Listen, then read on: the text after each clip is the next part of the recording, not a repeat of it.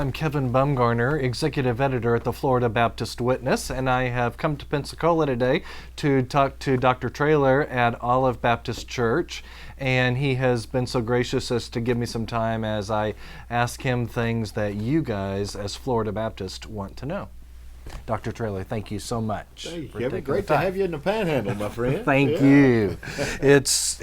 I come here several times a year, but it doesn't, you haven't helped it get any shorter yet. It's still a long way across here. I asked Dr. Kitchen when I went recently to Baptist College of Florida, I said, have you not had any pull to get that college closer to the interstate at least? Yeah. Well, hey, we're just going to talk about a variety of topics in our time together today. First one is, how do you think the role of pastor has changed during your ministry? Well, certainly the biblical function remains the same. Of course. I mean, a pastor is a shepherd. But it was, as I started years ago, there were more times when you were invited in homes. It seemed to be a little more shoulder to shoulder, maybe, and now with internet and that kind of thing, your connections are made differently. However, there's nothing like face to face. I've just come today from a funeral for a 39-year-old young lady. Her mom and dad, she's an only child, and there's no way to shepherd those people but be with them. Right. And you can send a letter or text wherever you want to. But afterwards, then you probably won't be in their home as much. So I would say probably with the electronic world, it's you got to continue to shepherd, but it's a different way that you touch is kind of what comes to my mind of seeing the pastoral function change. Yeah. Yeah. What are three things that you wish the typical Florida Baptist church member knew about their pastors? I find that sometimes pastors are super reluctant to talk about themselves and about, their profession. What would you want us to know? I wish the typical Baptist knew about their pastor what their personality type was, so they would know, am I dealing with an extrovert or an introvert? And I wish they knew that about them. I wish all my people knew that about me. You're not always your normal self when you're in front of people. I mean, you got to kind of turn on a little energy or whatever. That may not be your natural way of doing. So I wish they would know their personality so they could appreciate that and probably meet his needs maybe that way and know how he would be coming to them. Secondly, I would want them to know their family, their children, and then as we grow older now with our grandchildren, and just to know about that. And thirdly, just to realize these are real folks. I mean, we're sinners saved by grace, and as Spurgeon has been attributed to him, that we're just one beggar telling another beggar where to find bread and where we found it. And I mean, so I think the pastor needs to always remember who he is, but for the people in the pew to see us, we used to sit in that pew and understand we came from where you are to where we are today. So those 2 or 3 things come to mind when you ask about that.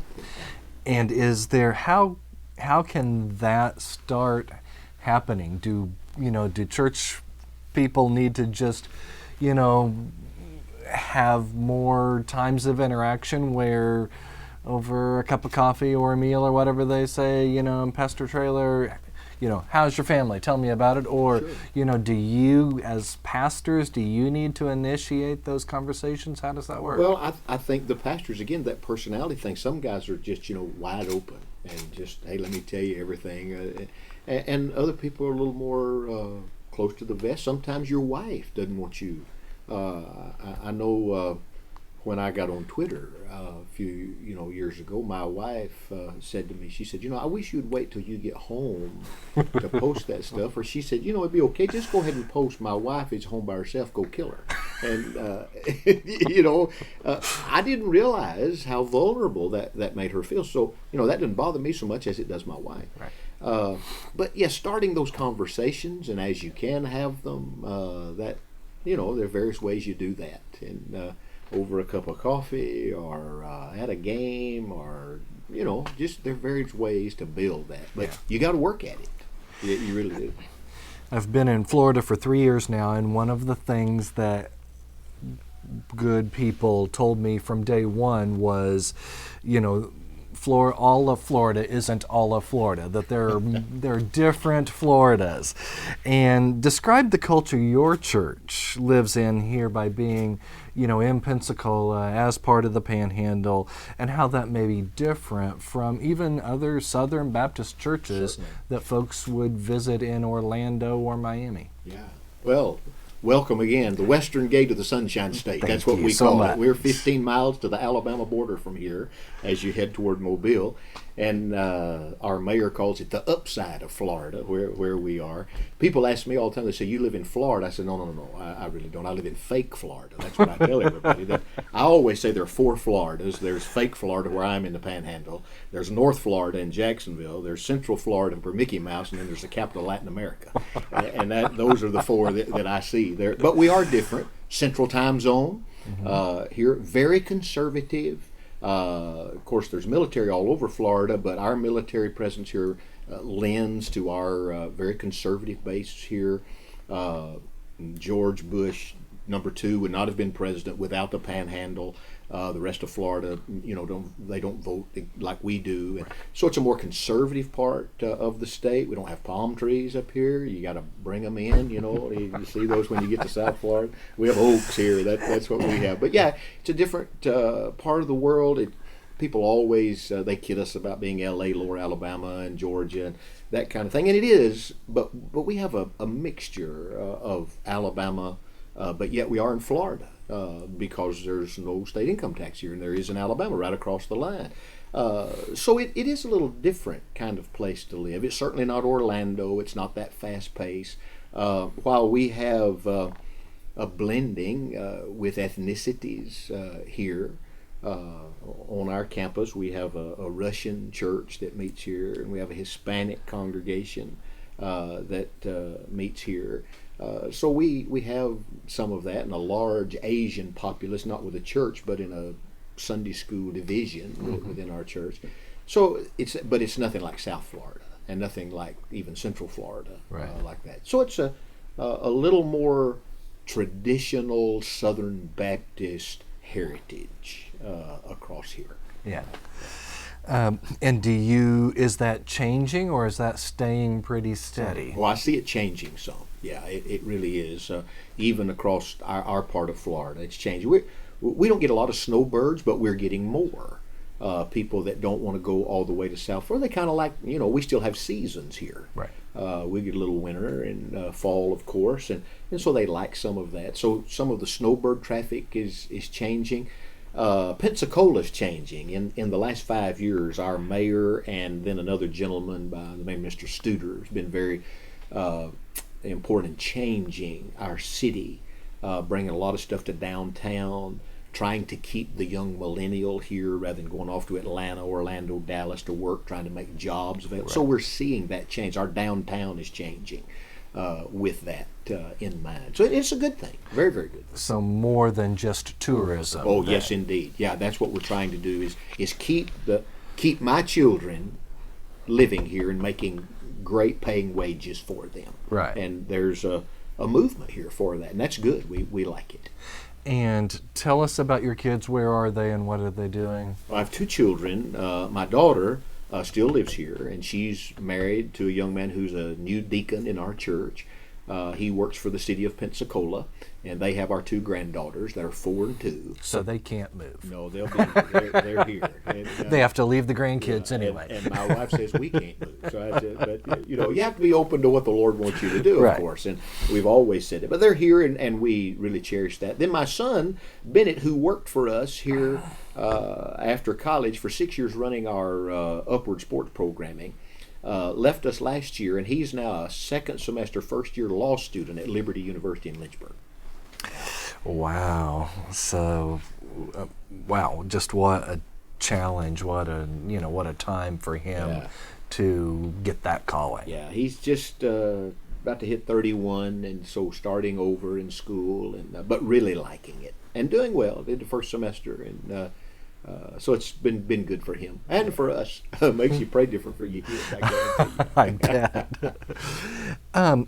What do you see as the biggest obstacle to more Florida Baptist churches playing active roles in the church planting movement?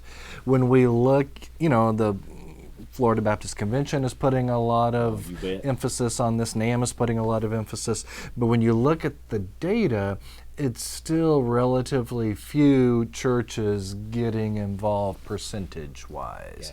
Yeah. And so what can we do to push that needle? Well, I needle? think the obstacle is fear. And I think it's fear on two sides. We've done it here. We've planted in Cleveland. We planted in New York, in Montreal, doing some work in Boston. And some places just like Pensacola. Exactly. So when we started, we were fearful because we didn't know what to do. I found the assessment process at NAM was broken. It's much better now, but it was tough 6, 7, 8 years ago to even get an assessment of a planner. I didn't always have somebody ready to send from here, so we had to rely on that. So I think fear of just knowing how to do it. And then secondly, I think fear of what it's going to cost us. And I don't mean by that just financially, especially if you start planting in your area and sending people. Some of your folks are frightened to give because they know some of the brightest and the best are going to go. But it is more blessed to give than it is to receive. Right. And it's what the Lord's told us to do, is to go and send and to multiply. And if we're just trying to build a fence and keep what we got, we're in trouble already. So God will replace those people as you send them. It's amazing how He does that. But I think fear is that obstacle, Kevin, that I see. Just fear of not knowing what to do and fear of giving for what it'll cost you. This isn't on the script, but I will say that in my 3 years in Florida, I have not met a pastor with a more generous heart than Ted Traylor. I've had multiple people tell me that. Your numbers speak for themselves. What you've been willing to do is just encouraging. And so thank you for not hoarding it all here for just Olive and for spreading. I appreciate that. Well, thank you.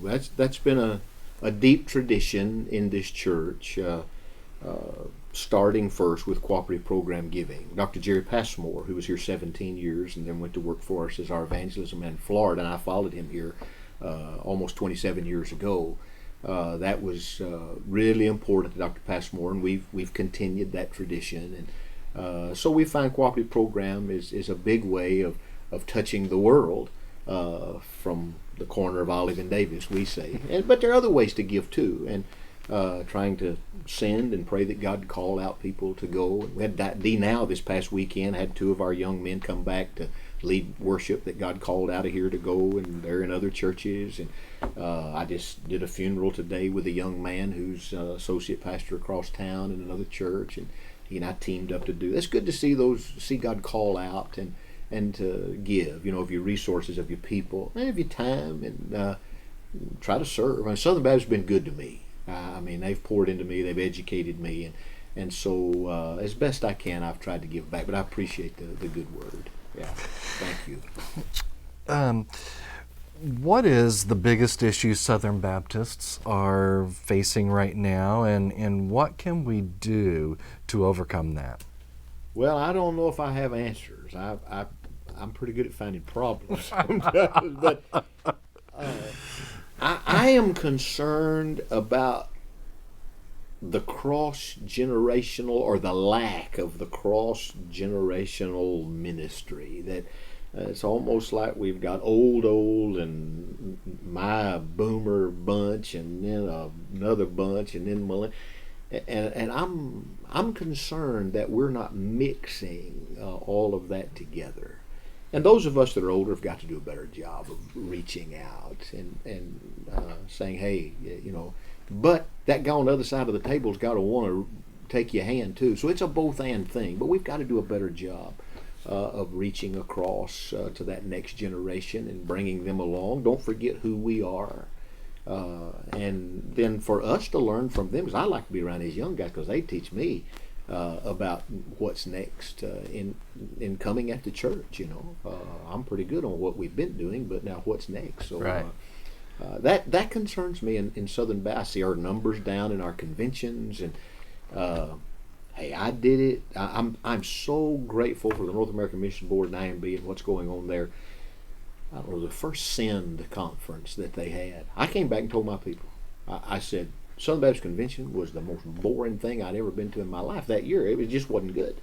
And then I went to that Send conference, and I looked out there, and there were, I don't know how many thousand of these 30-year-olds out there, and I said, just got to tell you, if I have to, I'm taking my cotton coat and tie off and putting on my jeans. I'm going with that crowd. But I don't think it's either or. But what concerns me is that it becomes either or for a lot of us, and we've got to blend that together. And is there a reason we're not? Is it we don't know each other generationally? We're scared that we're going to be replaced. What are the reasons that we? I do think there's some of that. I mean, I'm 63, and as a boomer, I came out of the Jesus movement, and I'm telling you, there's an army of pastors my age. And we all grew up together and got swept into the salvation and the call of God through the Jesus movement in the late 60s, 70s. And so we've come in, behind Dr. Vines and Dr. Rogers and Dr. Stanley and all of these heroes, Dr. Criswell, that we walked in behind, and they helped, bring us along. And there's a mountain of us that, in 10 years, man, there's going to be a big void. There really is. And if we're not bringing this, and a lot of that young crowd, they tell me they don't want to pastor this church. They want to go start a church. But there's some guys who want to come pastor this church. And it's there. You got to bring them along, but they got to take your hand. So, but that's my concern from what I see in our denomination right now. I ask some senior pastors who have expressed similar concerns. I said, so what can we do about it? What can you do about it? And I got a response from some of them that said, well, no one, reached out to me. They're just going to have to find their way, like I found my way, kind of thing. Well, I would just say that's dead wrong. Now, no one may have reached to them, but that does not excuse us from reaching somebody. Yeah. I probably wasn't always reached out to, but I was reached out to in a lot of ways. I mean, I was invited into some things. Nobody asked me to open my mouth, but they let me come watch. I would never sit right there, but don't say a word. I will never forget the night being in a hotel room the night before Charles Stanley was going to be nominated. He didn't know he was going to be nominated as president of the convention. And I was like a fly on the wall. I'm just a kid. But I was invited to come, and I'm just standing around the wall. And I look over there, and Adrian Rogers is on his face. And he's just crying out, wailing out to God. Nobody didn't have to talk to me. I saw it. Right. I mean, I saw what they were crying out for God to do something. So I caught it from them. And I've got to help these guys catch it. Yeah. It takes time, and you got to do that. We posted a story on our website that said that currently, this isn't just Southern Baptists, but currently only 1 out of 7 senior pastors at American evangelical churches is below the age of 40. Wow. Speaks to your point. 1 of 7, yes. Mm-hmm. So 6 of 7 are over the age of 40. Yeah. And if I could do the math, I could say it's a really high percentage.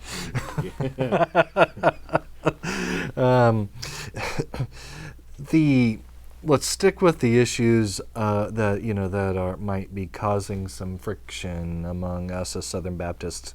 Are you concerned that Calvinism is causing division, or do you hope that the Reformed movement has the opportunity to help grow the SBC family? Oh, there's no doubt it'll grow. It has to grow. It's always been a part of us.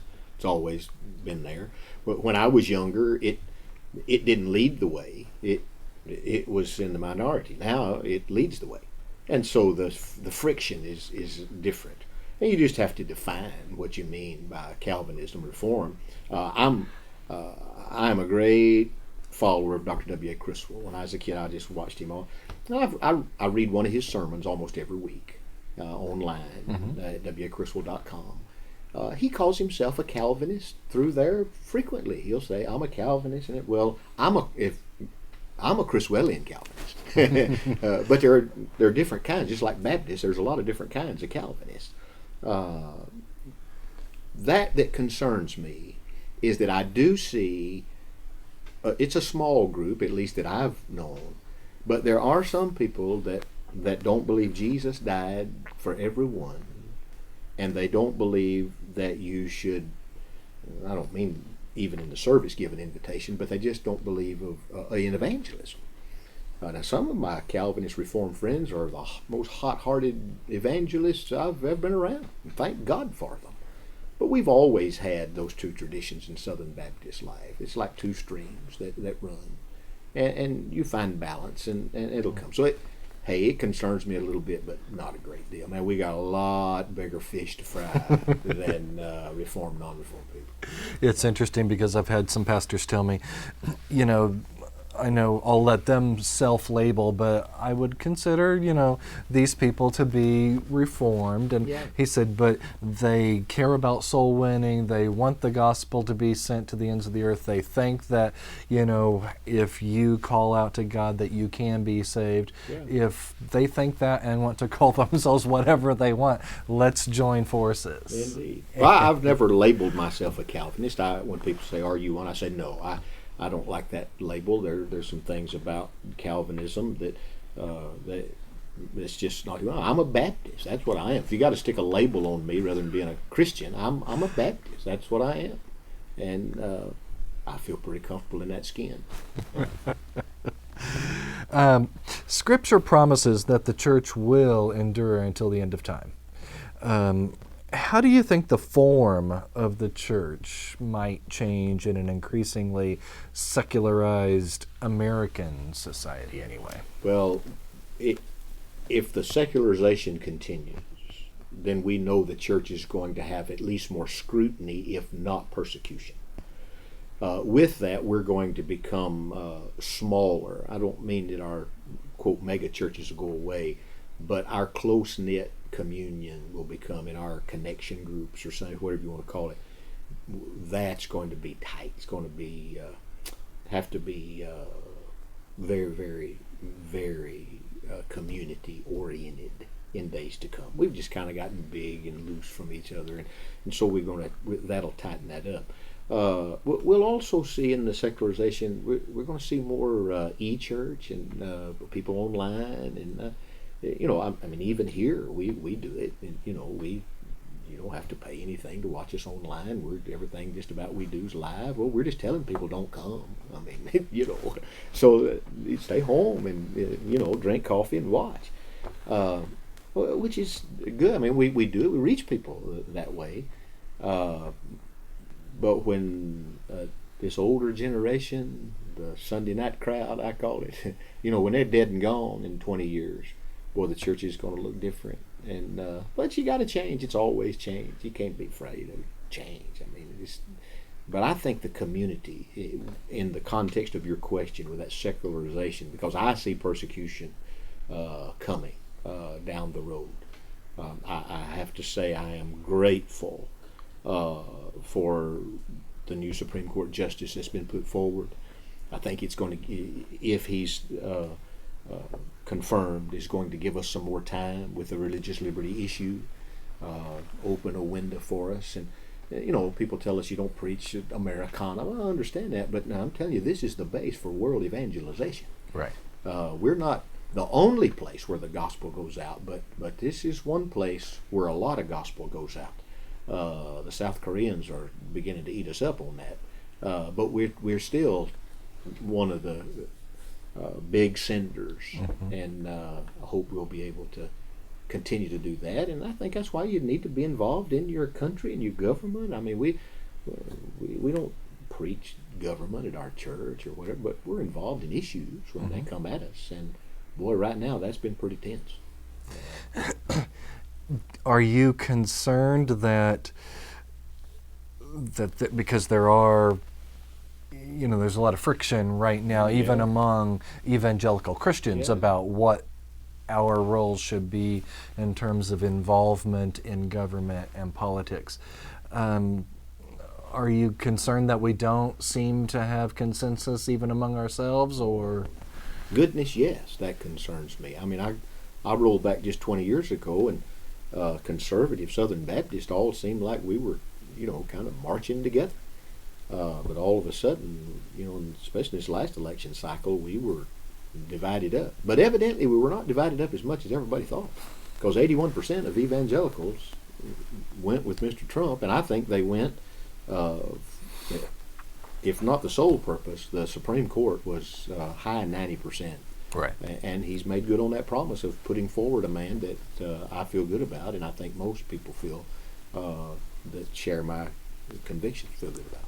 It just seems like some leaders, both within the SBC and other denominations, just really had an anti-Trump message. Oh, certainly. And so it kind of, as I've looked back post-election, when I compared the 81% who voted versus all the racket you heard, it was just that a lot of high-profile people were saying no to Trump. The common man in the street, the forgotten Joe, is the person who voted that way. And I'm telling you, the forgotten Baptist in the pew voted that way. He didn't care what the guy on TV or what was it. He knew what was going on with his taxes, with the bathroom issues, with all the transgender stuff. He sees all that coming at him, and he sees his kids and his children's children. And he knew a change had to come. It's interesting. I would have thought that the media, the secular media, might have, in effect, saw what the American people wanted and repented of being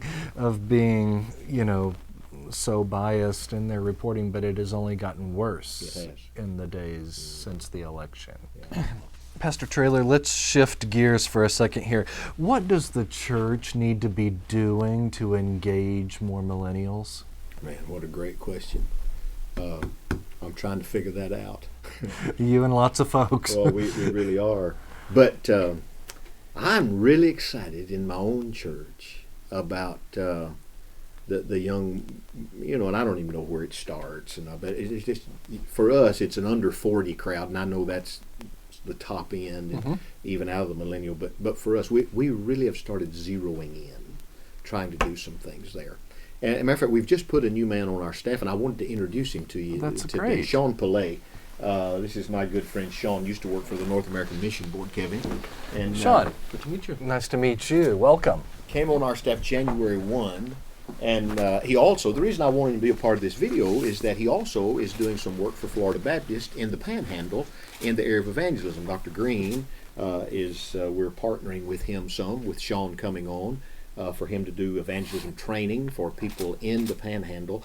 But my assignment for him has really been discipleship and evangelism, and it's for the whole church, but really the under 40 crowd. Yeah. And so that's where he's got his eyes and really has expertise in that area. And so he and I talk a lot about that, and I could say some things, but I wanted him to talk to that just a little bit. So tell us about the millennial situation. What do we need to do to engage that crowd, Shaun? Well, the millennial group, as we call them, are born in 1984 and upward towards 2000.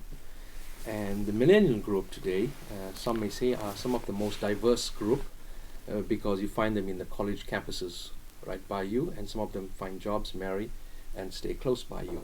But the millennial group want to be invited to a mission. They want to be invited to do something hands-on.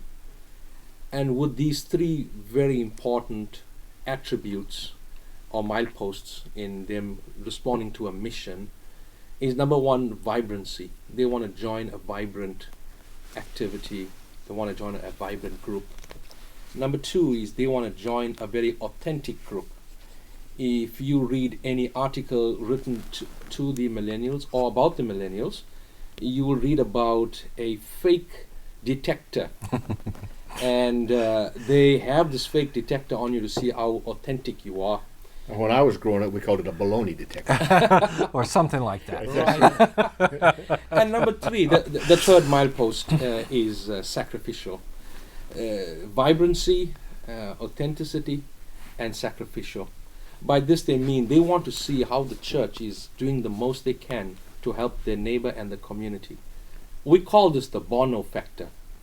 They want transcendence. They want the here and now. They want to be challenged to do something here and now with a fake dictator in the pocket. I think the millennials, Pastor, is really challenging the church today to really be the people of God. And if you keep on preaching the depth of the gospel, is what's going to reach the millennials. Like generations past, the gospel reached them. The gospel will reach the generation now and also invite them to a greater mission, and that is to reach the neighbor. Shaun, thank you for that expertise. My concern is, from what I think I'm hearing you say, is that they would love to be engaged in church planting, in missions, in community outreach, and all of those things, but are they just as interested in worshiping week in and week out on a Sunday morning and giving that tithe that Scripture tells us to give? Are they faithful in those more generalized ways too, or does everything have to be vibrant, your word, there, and help me understand if there's a conflict there. Well, it has been written that millennials are not looking for a hip pastor or a hip-hop pastor. They're searching for a bigger God. Huh. And many of us have taken their attention away from the big God and trying to create environments to attract the millennial. Mm-hmm. The word teaches us the gospel will preach and save souls, Yes. not the atmosphere. And when we call church, we call it a sanctuary. Millennials want to come to rest.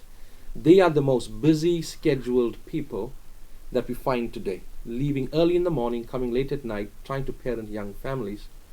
And they want to see the church as a place of rest and to be challenged by the Word of God. Unfortunately, the church is taking a trend that they need to be very hip-hop, Right. and that's to prior questions answered by Pastor. It's a multi-generational problem you will have if you're going to be hip-hop. My advice to you is keep on preaching the gospel that reached the boomer, that reached the Generation X, and will still reach the millennial. That is encouraging word. Thank you so much. What's the best way for Christians to live out their daily lives when it comes to politics and other volatile topics in today's tweet-a-minute, anger-filled world? We don't have to stay off our devices very long to see the rage that exists and sometimes being expressed by Christians, just as angrily. And so how do we live in that kind of culture? Well, I think James 1:19 becomes the marker for that. Quick to hear, slow to speak, slow to anger, because anger does not produce the righteousness of God. I think that's what, just before you hit send, you better send this way before you send that way. Lord, is this really something I need to even be dealing with or speaking to? So I think quick to hear, maybe quick to read, but slow to speak and slow to anger. I had a pastor say, quick to hear and slow to tweet. Yeah, I think that's good. Yeah, same thing. So Yeah, you same just thing. can't get. We're arguing about. You get angry and it will not produce, as James says, the righteousness of God. Matter of fact, I was with the young lady today that she came to me several years ago, used to be a part of this church, excuse me, and then went to do music at a sister church here, and she's still my dear, dear friend. And she came to me once. She said, "Pastor, you've got to be on Facebook. If you're going to reach the next, you've got to be on." They said, and so she set me up and said, "Try this." And so I just started, messing around with it, and I have a lot of fun there. But you just can't take that too serious. Yeah. I mean, these people are not your friends. Shaun, do you think millennials are approaching that any differently than the rest of us? Yes, millennials, that's the way of communication. Millennials very rarely answer a telephone call, rather, or even answer an email. But we're surprised the quick ratio they will answer a text message or a tweet. They see social media as the best way of communication, and yet can also be for the worst. And so they're very aware that communication happens very quickly. And I want to say, Bible-believing millennials, when the Word of God speaks to you, it should call you to fall on your knees, not to your phone. And that's a safe word, because if we aren't growing spiritually, whether you're a millennial or any generation, the challenge that we have before us, the answers are found in the Word of God. The Word of God needs to call us to our knees and not to our mobile device. And so it goes across every generation. Jim Henry, my dear friend and a mentor from afar in a lot of ways, and he challenged a small group of us one time. He told us that every Saturday he called everyone that visited First Baptist Church Orlando the previous Sunday. I said, if Jim Henry can do that, I can do that. So for the last 15 years, every Saturday, I'll call every visitor that came to our church. But I noticed something a few years ago. No one would answer my call. They just would. I go to voicemail. So I started using a phone, and I started texting. I'm amazed how many texts I get back. Yes. Who is this? Is this really the pastor?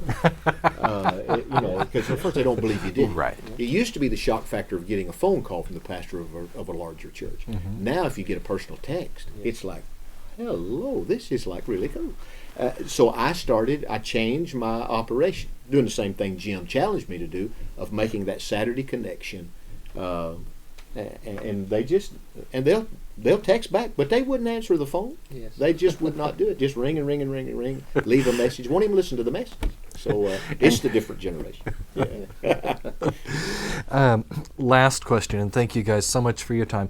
What do you think is the biggest misconception American Christians have about living the Christian life? That they can. Hey, you can't do it. I grew up,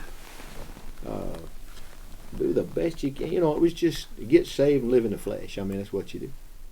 I had to come to understand the crucified life, the surrendered life, the deeper life, whatever kind of, it's the Jesus life. Right. I'm crucified with Christ, nevertheless I live, yet not I, but Christ lives in me, and the life I now live, I live by faith in the Son of God who loved me, gave himself for me. And it's the incarnational life. But I'm telling you, the people I preach to still don't get it. They think you get saved, get baptized, and then just grunt and do the best you can grunt all you want to. You're not going to get it done until you come to surrender. And the power of the Holy Spirit of God incarnates Christ through you. And so I think the biggest misconception about living the Christian life is that they think they can live it. And you can't do it. It's supernatural. Right. And that's more than words. So even Shaun's coming here. It was a supernatural event. Yeah. When I said, well, we can't do that. But the Spirit of God began to say, yeah, this is what, man, just confirmation after confirmation after confirmation I pray, Kevin, and I know it won't look the same, but I've seen revival. I was just a kid, but I've seen it. Now, my children have never seen it. I want these guys on these cameras helping us, all these young people that work for me now, I want them to see revival. Right. I wish I could make it happen, but nobody could make it happen in the Jesus movement. Right. God in his sovereignty does that. However, you and I can have personal revival if we want it more than we want breath. We just want church. We don't want Jesus. That's our problem. That is the problem.